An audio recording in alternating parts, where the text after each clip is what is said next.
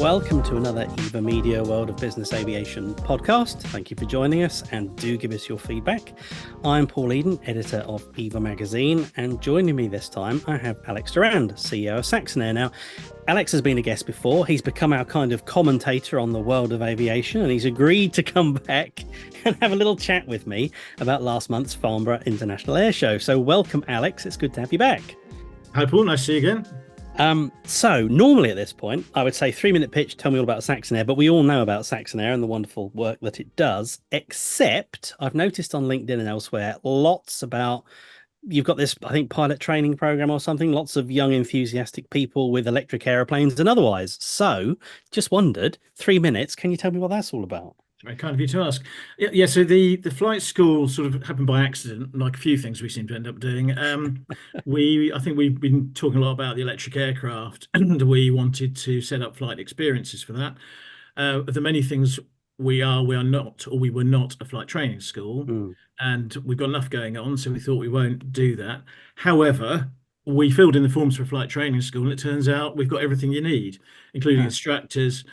And we wanted to do it at a commercially appropriate level, as in experience wise. So we've got senior experienced commercial pilots who are almost reliving what got them into aviation by going back to being instructors. Yeah. But then they're also showing pathways to the future. So I suppose somewhere down the line there was a plan, but when we set it up, so this has actually got some rigor to it. It's based around the Pipistrel aircraft, the Velis Electro, but also the Explorer, which is the Rotax version. Because however great the Electro is, you can't do a full EPPL.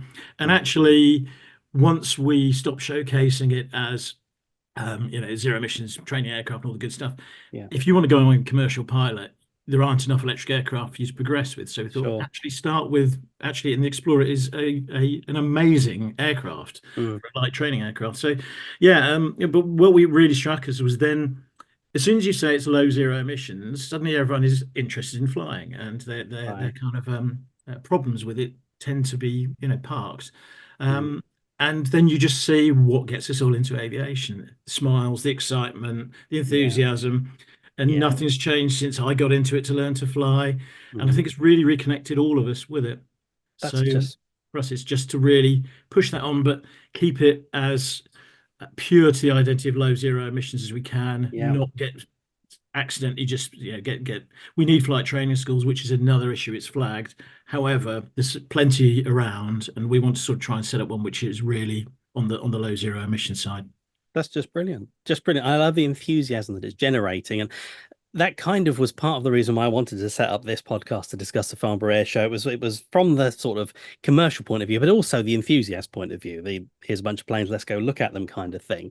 Now, I've only ever been to Farnborough. I'm going to say as a journalist, I use that in the loosest possible way, in that I speak to people who know things and write it down. And honestly, no one's noticed yet. But I've only ever been on a press pass, we'll put it that way.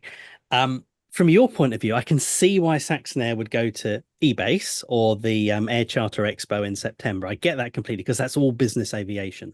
But Farnborough is everything. There is everything, even space there as well. There are, Eagles and Airbuses and absolutely everything there. So I wonder what's in it for a company like SaxonAir. What makes it worthwhile you taking that long drive to London to go see Farnborough?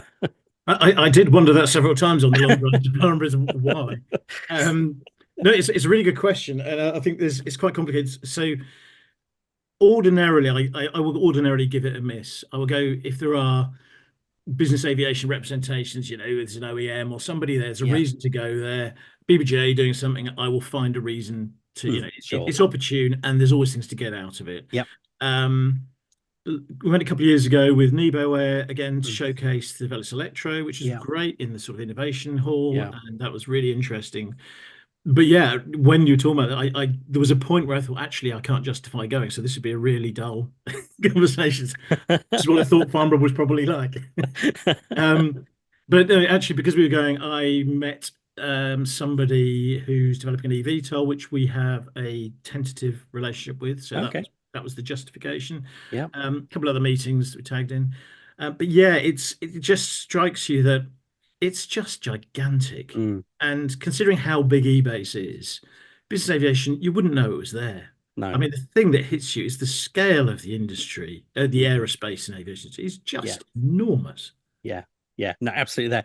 I have to say, I went past a SaxonAir car on the M3 on my way in on the rainy Thursday morning. It wasn't you. So clearly you have some other people going there, or someone's stolen one of your cars. So Happens. yeah, what happens, Shane?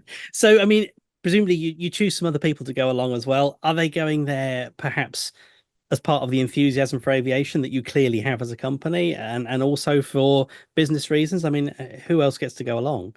It's usually we leave. We've got a few different business functions, so we leave it to each part of the business to make their own decisions. And obviously, if it's efficient for us all to go at the same time, I think that's probably a couple of guys from the Rotary business who are going along, Yeah. tying some other meters.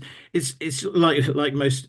I don't know if if it's just an East Anglian thing, but when you break out, you try and tie it in with one reason Yes. creates seven other Yes. reasons, You and you go on do. a little road show. So I Yeah. think they're tying a couple other things. There's the BBJ House of Commons event in the evening as well, which Right. they were going to go Yeah. to make a change from seeing me there. So yeah, but it's and yeah, you get bits and pieces from it at best, and Mm. it's probably there is a little bit of it's good to get a wider experience than just our business aviation perspective. But it's Yeah.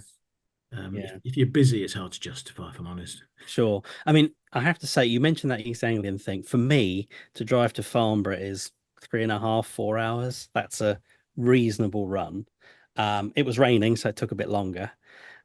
And I do think even before I leave, oh, can I really be bothered? And then when I get there, I think, oh my God, I'm glad I came. It's one of those, it's so difficult to do. It's easy to talk yourself out of it.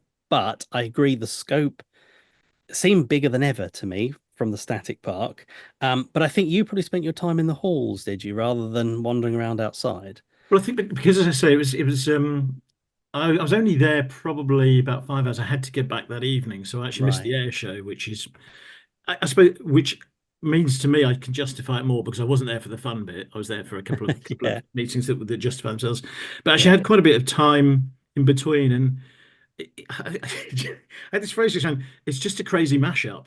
I've Mm, just looked at it with like windscreen wipers going through my eyes, thinking this place is nuts.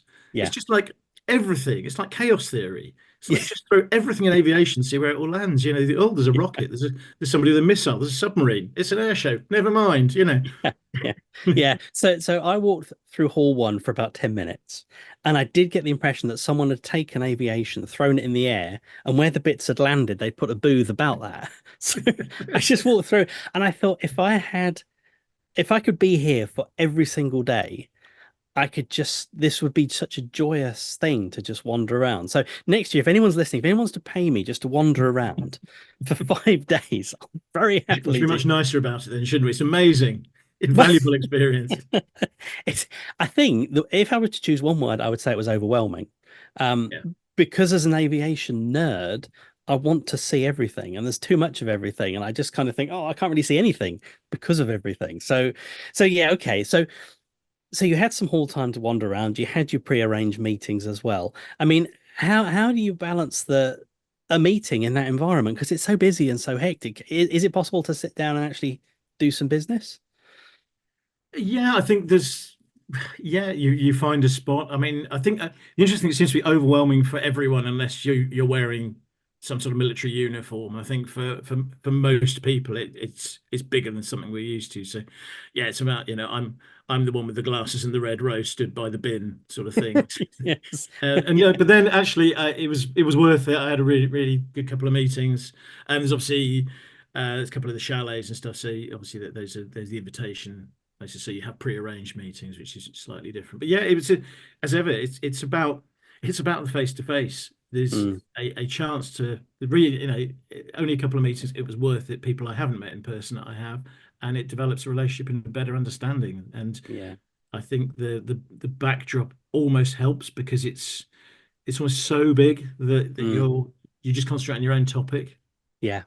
What about the fact that it is Farnborough and the history that just surrounds that word as an aviation place? I mean, for me, anytime I go to Farnborough, I'm just like, Wow, I can't actually believe I'm here. You've got the black shed there that's, I don't know, the highest level of listing and protected because it's so historic. And the first military aviation in the UK happened there in what, 1908 or something. Um, it's so old and historic. Do you feel a sort of an enthusiasm for that heritage when you go there? I'm probably getting beyond that, and I felt it's so. Maybe this is me being really dull. I think a lot of there's been a lot of development there in terms of Mm, the area around it, so it's less recognisably the airfield it was when yes. it was at the Vanguard. And I guess just it's quite a long time ago. I think Mm, it's almost infused into its reputation, but I got the impression it's moved beyond that. yeah. There's enough narrative there. Yeah. Um, yeah. I would say perhaps that's the difference between the so-called journalist viewpoint and the going there for business viewpoint, perhaps. So I stood on Farnborough Airport's booth on the balcony there with not the booth, the chalet, sorry, with Simon Gare, the CEO of Farnborough Airport, and he looked across. We looked, we squinted through the rain, wiping our glasses clean as we looked. And he said, "What a view!" And I said, "Oh yeah, the black sheds, and there was the Gulfstream building there, and everything else." And he said, "I get to look at that every day." And I was like, I could handle that. That would be quite nice, actually. I could do that." So, okay. Was there anything, going back to the halls, was there anything in particular that stood out for you that really grabbed your attention, regardless of what it was, and made you go, "Oh, look at that. Didn't know." Um, well, I think that on a positive, it's sort of positive and negative. I thought there was more presence there. So there were a handful of actual EV tolls. And Mm, what was quite interesting, I assume this was deliberate. They weren't in a niche innovation zone. They were no. scattered around. I I'd guess to normalize it. So Mm, seeing Joby's in particular was interesting. Seeing um, something more than a drawing, mm, although 2 years since we were there, it's still models. We're still mm, not seeing actual prototypes. So how no. quick is it developing? But so it's getting a bit more under the skin of these things. I think Whisk were there on the main Mm. display area. And yeah, Lilium obviously as well, our good friends. So it was Yes. it was interesting. I think just a bit more. Here they are starting to show signs of appearing, but I still think it's just painfully slow. Mm, Just yeah. for me, it's like we need some product. We need something that's going up and down and doing things. Yeah. Um, And I can't imagine if you were inventing the aeroplane that you would have so many companies earning so much investment, putting out so much information and no real product yet, and everyone's still believing in it. I do struggle yeah, with and that still. I don't want to, I don't want to pick on. It's interesting. Same old questions that we've sort of shared Yes. before in Yeah. terms of just basic operational questions. Added to now, I was looking at them. I was just thinking, wow, you need a big hangar for a few of these. They are big. Yes. They are They big are machines, very, aren't very they? big, two, four-seat aircraft. Yeah, yeah. I have to say, I saw one. I can't remember which one it was, and then I thought back to your H125, and I thought, this seats fewer people than that. And you wheel the H125 around on a little set of wheels in the hangar. I Yeah, just thought, yeah. And these are big. look around, there's a new sort of angular scaffolding coming out the side. Yes, that's right. Yes, no, that's right. But they will arrive. We have faith. We will see EV tolls. Absolutely. Um, whether or not we'll be retired before then, I'm not sure. So you must have walked through the outside to get to the inside because that's the way these things work. So you must have clocked some of the static display. I wonder, was there anything there that sort of grabbed your attention? There's lots of military. There were some big old Airbuses and Boeings there. Was there anything you thought, oh, very nice? I think it's the military, but I wouldn't say anything different. I suppose some of the stuff which I grew up with thinking was cool new. I think was the F-16 or F-18.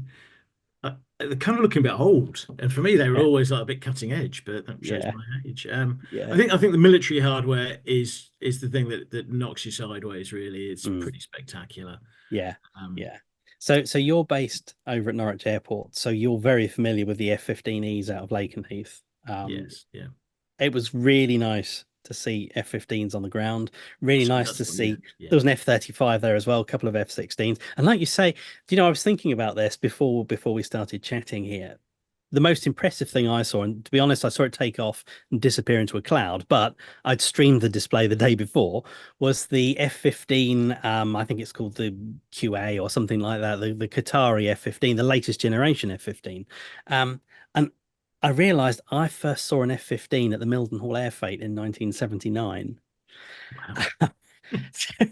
So the F-15 there in the static display, to me, that was new.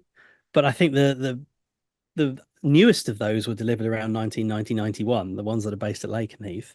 So that's 20, 34, so that's 30 years old, something like that. Yeah. Um, and then we had that Qatari jet, just amazing, so much power, fly by wire, airframe built differently, new radar systems. I just thought, how can you take something that's 50 years old and turn it into something so cutting edge? For me, that was the real takeaway from that show, was the Eagle. I hadn't anticipated something so old would have impressed me so much.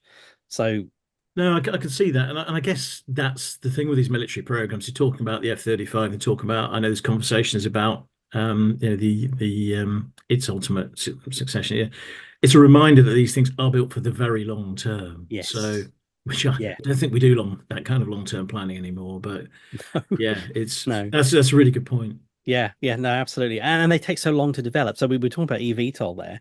I mean, F-35 was 20 odd years in development from when someone thought it was a good idea to when it first entered service with the Marine Corps. So yeah, and then, it will serve another 50. So it's going to be 70, 80 years old by the time it's retired. Just, can you imagine doing that with a citation? Or there'll be bits of citations going in aircraft in 50 years' time. But Anyway, so I digress there into a little Eagle channel. It's supposed to be business aviation. So, I guess the next events for you and the team are going to be the Air Charter Expo, ACE in September at Biggin Hill. And then the base show, the NBAA show in Vegas. I think, do you have an aircraft at Biggin Hill or a base at Biggin Hill or something? we do have we have several aircraft at Biggin Hill. We will almost certainly be participating in that. I think Right. probably not MBAA this year. Mm, And I mean, most of our operations are UK and European now, so unless there's a particularly key meeting, you can't do over Zoom. mm, MEB mm. is always one to consider. I Of think course. that is an evolving region which is becoming more and more important. So potentially, is that this Yeah. year? No, Yeah, yeah, it is. Yeah, yeah. absolutely. What's the longest range jet in your managed fleet? Lear 45, Lear Right. 75. Okay. So yeah, it's all very much shorter range than it used to be. We used to have Gulfstreams and Challengers, but Mm. yeah. But you can reach a good way into Europe with a Lear 45. Oh yeah, no, it's still got. I mean, that's one of the great things about it. Speed and range is still phenomenal. Yeah. Yeah. Not all the way to Dubai, let's say, but you could get a good way into Europe. No, absolutely. It's a good sort of crossing, all four corners of Europe, just about Yeah. the craft. Yeah. Yeah, and I think things have changed now. People want you go up a cabin size if you want anything longer. Yeah. Whereas No, fair enough. the Hawker used to be able to do more, but I think people look for something more now. Yeah. Yeah. Um, Talking about the different shows, something I wanted to touch on was going back to when I was a kid. There were shows everywhere, not business aviation shows, just air shows. And you could kind of go along to something that for me at the time didn't seem to cost an awful lot, but then I wasn't paying, obviously. But it was kind of cost effective. A family could look at what was available for a week and think, oh, we'll go to an air show because it wasn't £70 a ticket. It worked out well compared to going to I don't know, to the fairground or the seaside or something. I wonder if when we're talking about inspiring young people, making people think more about aviation, you were talking about, people come and then they learn to fly on the Velis and they're like, they just smile, they just get it all over again. Whether smaller air shows, short flying program, 10 aeroplane static display, bit like a fate with flying, whether you think there's any mileage in that sort of thing for encouraging It was people. interesting you mentioned it, and of course we were that weekend we were involved with the old Buckingham Air Show, good old Norfolk, Of course and you were. that is the perfect description. It's a fate with flying, and it Right. really is, and it's sold out every year, and it does do that. I think it's really interesting. The air show season appears to go over 10 days now. You have Fairford, Yeah. Farnborough when it's on, and old Buckingham, there's obviously a few scattered around. I think there's a lot Mm, of the military one do sort of family days now, which I think are a bit more self-contained. I they remember are. growing up near RAF Abingdon, and just we all used to hang around on our bikes at the end of the runway to what Mm, they were a big thing there at most of the military bases, and I guess they're more contained now. yeah, yeah. Old Buckham's a perfect example, but you've got the a lot of the heritage stuff, but then you do the electric arrows with the twin Velis electro display, Brilliant. F-35. So it's a really good normalizing on. I think the one thing that struck me though is they all seem to be for current enthusiasts. Mm, Everyone there is an enthusiast, yeah. and yeah, if we're not careful, that's going to be a bubble Mm. that gradually fades away. Yeah, we need to attract young families who have no particular interest in aviation, just want a day out and think that might be cool. Um, that's not how it worked for me, but I know lots of people. I interview people. I was interviewing an engineer quite recently. She's very senior, and she said, "Oh, we went to an air show. Mum and Dad took me to an air show." I was just like, "Oh, I have to do this," and that was it. She had just her vision was aviation from then on. She wouldn't be diverted. That's absolutely what she was going to do.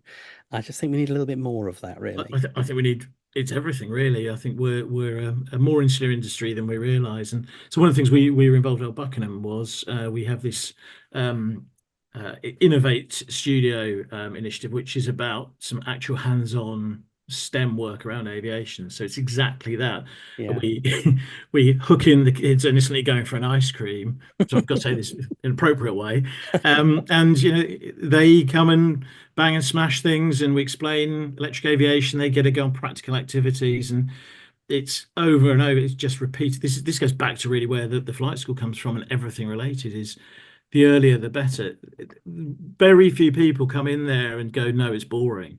When Mm. actually we're not flying drones around. We're just they're fascinated by the concept of flight and everything relating to it.